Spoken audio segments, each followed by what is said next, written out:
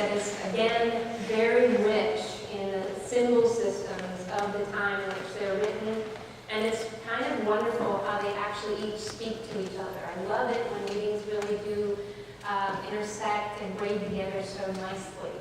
Here we are in the fourth Sunday, final Sunday of our Advent walk and journey to Christmas. And on this Sunday, we hear about this little town in Nazareth. Nazareth comes long before Bethlehem, at least 9 months. Right? Nazareth is a town to think about today in this fourth Sunday of Advent. Nazareth has held real interest for scholars in the past 30 years or so, as they've had more opportunity than ever before to engage archaeological expeditions into Nazareth and begin to look at what's underneath the current level of occupation. The current occupying layer today, Nazareth is quite large, and in fact it's considered the center of the Arabic world in that area. Nazareth as the capital of the Arabic world. And it proves once again how rich that area of the globe is, that it has given rise to such significant Abrahamic traditions as Christianity, Judaism, and Islam. All of us share this town, Nazareth, together. Now, today it's very large, but how it existed at the time that Jesus is conceived and born, archaeologists can tell us about 480 people would have lived in the little village of Nazareth at the time that Mary has this Annunciation experience. So you can think, what can you guys tell me? Is there a town in Washington that you maybe drive through that's a little speck on the highway or road that's like 480 people? Oh, so? Okay. So those little towns. Now, can you imagine for a moment that the people who are in the highest echelons of the temple authority, who have the most lovely garb, who have the most power, prestige, and wealth, who are most in collusion with the Roman Empire, who supports them to be in their positions as they are since their occupation. These very powerful and important people, who are the ones who are supposed to be the ones who hear about the Messiah, wouldn't you think? Right? These people who represent the tradition, to be told that the Messiah is coming out of Nazareth is a little anticlimactic for them. That's why we get the disparaging remarks later. What good can come from Nazareth? Because who would imagine that this little podunk town would be the place where the Messiah would be born? So right away we have a symbol of humility.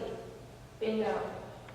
It also geographically is situated very close to what was the center of the Hebrew Empire, which was called Sepphoris, and which, during an earlier rebellion before Jesus is born, is absolutely destroyed by the Roman Empire because of the rebellion that the Hasmonean Jewish Empire kind of was behind. So the town of Nazareth is also a place where some of the laborers are, who Herod has hired to rebuild Sepphoris into a kind of a location for him and his empire, rebuilding it in his image, if you will. And Joseph, who we have a title for as an archon, is not just any old carpenter, but the title tells us that he was a skilled mason as well. The title tells us that he would have known all the geometry required to create arches and complex layouts like the Roman Empire was used to in how it laid out its town. So Joseph is living very close by and potentially could have been part of the rebuilding of what had been the Jewish capital. Now, Nazareth. Nazareth has this event happening with Mary. Mary was described to us as just engaged when she finds out that she's pregnant. What I love about where she's at in this whole exchange, let's put it where the tradition of Nazareth has that dialogue happening. You go to Nazareth today, the guides there will tell you, will show you what's called the Well of Mary. And it would have been the well that served these 480 people that were living in Nazareth, the well that they had. Wells would have been very important in desert culture. You couldn't build a town unless there was a well. And where you found a well was where you were going to build your town. And systems become the life force for any town. So this well is kind of the expression on the surface of this underground system of rivers, and that they then develop with the Roman help, the cistern underneath. Now, this well, notice how in even the Hebrew symbol system, water is always associated in their stories with the presence and the blessing of the divine, and with liberation, like in the River Jordan. And living water, where flowing water is, wells were considered living water. So this idea that the blessing of God is especially present, what is sacred is especially present. Bodies of water are the foundation of much of the stories of Exodus in the Red Sea, or in our Dead Sea, or in the Sea of Galilee. Water, water. In the traditions that were even pre-Hebrew, in those areas, water is associated with this sacred inbreaking into the level where people are. It's those places where God and people meet. So for Mary to have this experience and have it set at the well, as local tradition says, is really to simply underscore that this exchange represents an exchange between what is mortal and what is divine. So whether or not she was actually seen at the well is not as important here as what the symbol system is telling us, that this is an exchange between the human and the divine. Another thing is the well is the place in towns like that where specifically women's culture is associated, where it was women and children who had the responsibility to go to the well every morning, get the water from the sacred connection, and bring that sacred connection into the home, this life-giving force. So here she is. The well is the place where you get the news of the day. The women gather in the morning. They're talking about, did you hear about this and such? Do you know what's happening today? Have you looked at the price of grain? I mean, they're really talking about their daily needs and things. 480 people. You're going to know a lot about each other. If you've ever lived in a dorm, oh my lord, you know about each other, or a frat, or a sorority. Now, in this community, the fact that Mary became pregnant before marriage, she is the news. And when she shows up at the well in the morning to do her regular duties for her household, you can bet they're wondering, how are you today? And people are probably trying to find out.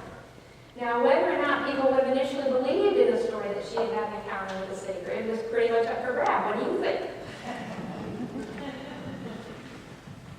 In those days, by law, in Hebrew tradition, she, by rights, for being pregnant out of wedlock, could have been stoned to death.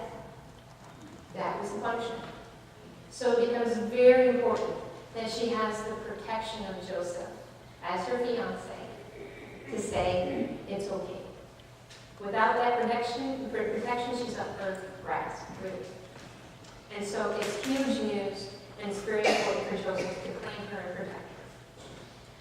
Now, here she is. Let's go to the Annunciation. She's at this well setting, which is supposed to remark to us that it's very much women's culture. It's very much an intimate setting. It's newsy, and it's where it's connected to the sacred.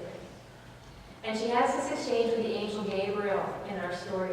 Now, Gabriel, in the tradition of Islam, is the only angel to be assigned a gender. Otherwise, angels in all the traditions are assumed to be of no gender or some combination, hermaphroditic or nothing. Cool. Okay. But Gabriel is specifically said in the Islamic tradition to be female, the only one given a gender.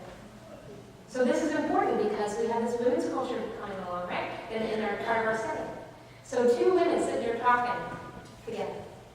And one is a visitor from God. Now, isn't it interesting that she's not freaked out that she has an angel visiting her? That's not the part that freaks her out.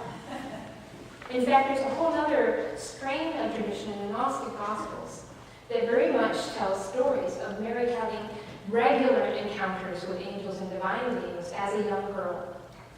And that this is not an uncommon thing for her.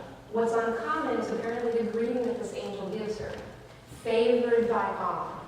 That was a specific moniker given usually to higher-ups in the tradition, sacred prophets in the tradition. Favored by God. It was a greeting for those people. In fact, right before Gabriel visits Mary, about 6 months earlier, Gabriel has visited Zechariah. It's okay for him to visit Zechariah, because Zechariah is of the high priest caste. And she comes to tell Zechariah, your barren old wife, Elizabeth, is going to have a baby named John. And Zechariah kind of laughs about that, right? But it's people like that, specifically men like that, that would have the title of favored by God. So here Mary has this title associated with prophets, associated with empowered men.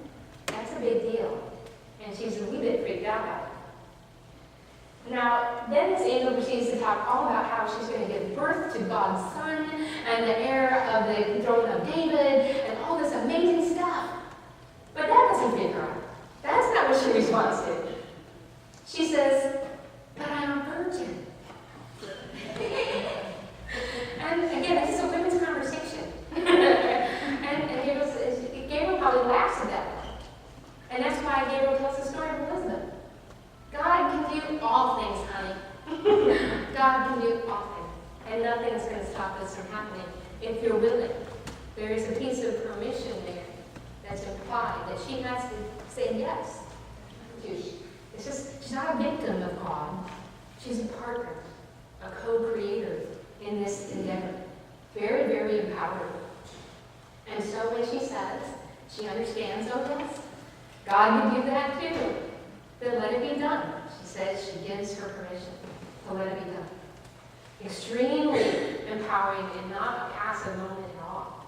And she agrees to step into a powerful position as God's partner in allowing the Messiah to be born and come into the world. All of this then, another symbol that's not here but implied. And that is the angel Gabriel is associated with the trumpet. Who's my trumpet player back there? Give me a wave. Hello. Angel Gabriel could be your protector. The angel Gabriel is associated with the instrument, the trumpet. And in fact, again, in all the traditions, when Gabriel is depicted with the trumpet, kind of as the announcer of good news. But in traditions, both before and parallel, in the Gnostic tradition, the symbol of the trumpet is associated very specifically with knowledge that has been secret, which is now revealed. It is an announcement of what has been secret. And we hear that in that little tiny reading we had from Paul to the Christian community in Rome. And Paul writes, now that through Christ, what had been secret in our tradition is revealed. And what's revealed is that this wisdom of our tradition isn't just for our people, but also for all people, the Gentiles. That everyone is invited into this salvific act and action. So what's revealed altogether is this idea of the mansion.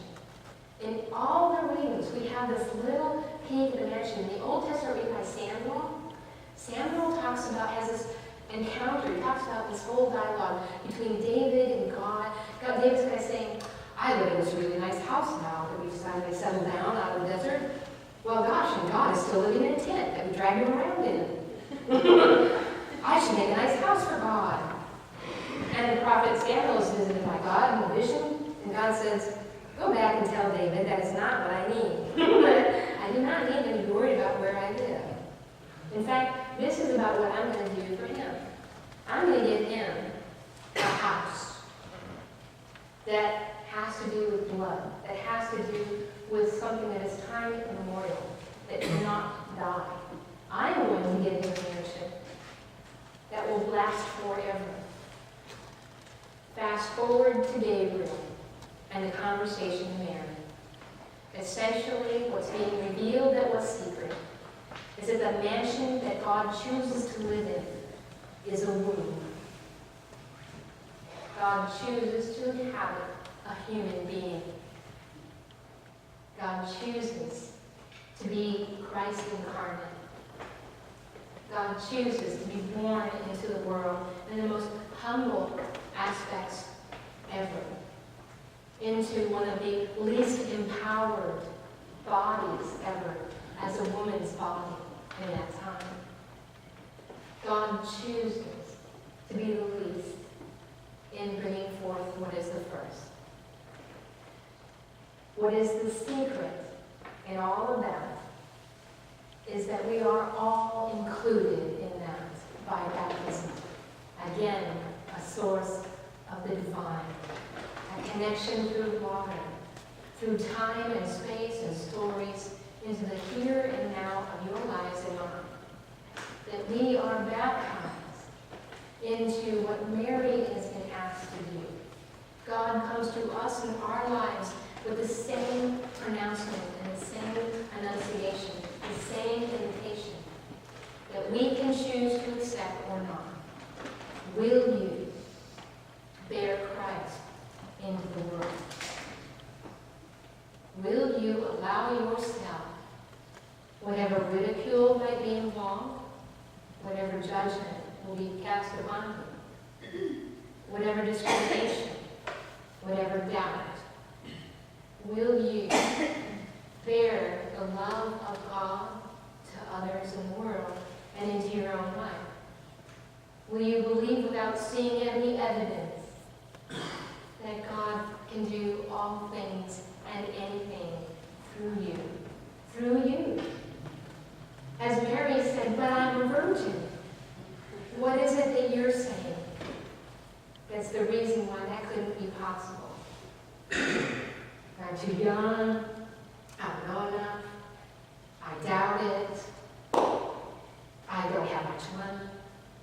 What is it you're saying to yourself? I'm too old.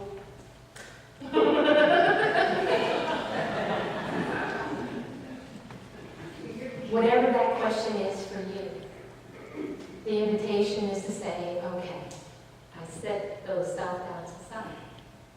I can be